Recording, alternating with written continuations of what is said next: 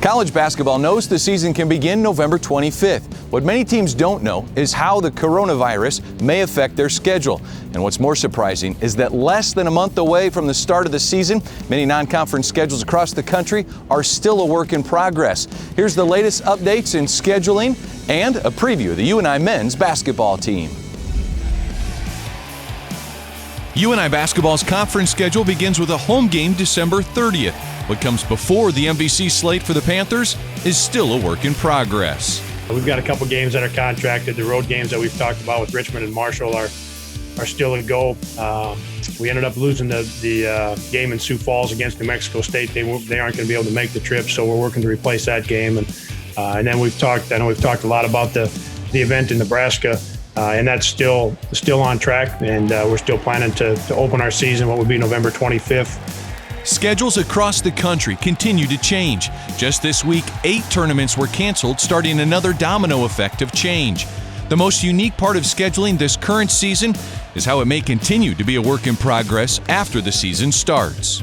We'd like to find 2 or 3 home games, and then I guess maybe the last thing I'd touch on with scheduling is there's so many moving parts. There's still a lot going on. I think this is going to go all the way up until Thanksgiving and maybe even beyond. We could be in December and schedule a game for 10 days later.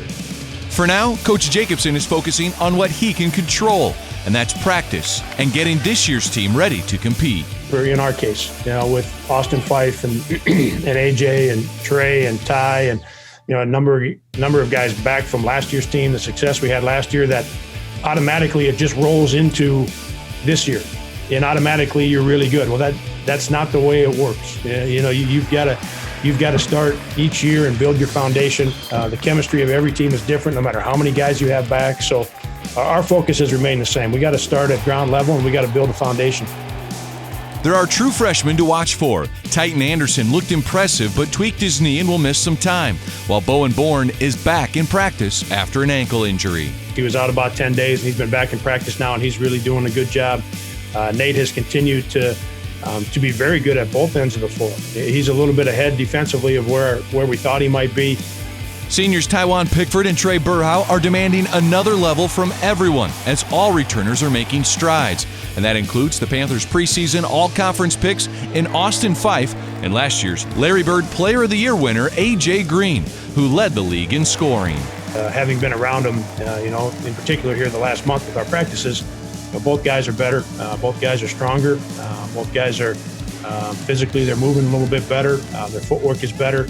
Then it's we're talking about 2 guys that are juniors now, and their leadership has been important. During the past 2 years, but even more so now. The UNI men's basketball team has been tabbed the preseason favorite in the Missouri Valley Conference after winning the regular season title last year. And they returned 3 starters from that championship season. I love it when we are picked first or toward the top of the league, because that's what I expect for our program. More importantly, that's what our players expect. That's why they come to Northern Iowa. They expect to be in the hunt for a conference championship. The second thing that I know is being picked first isn't going to help us win any games. We've got a lot of work to do. We've got to get better and really build this thing, like I said, from ground level. And so we're going to hammer away at that each and every day.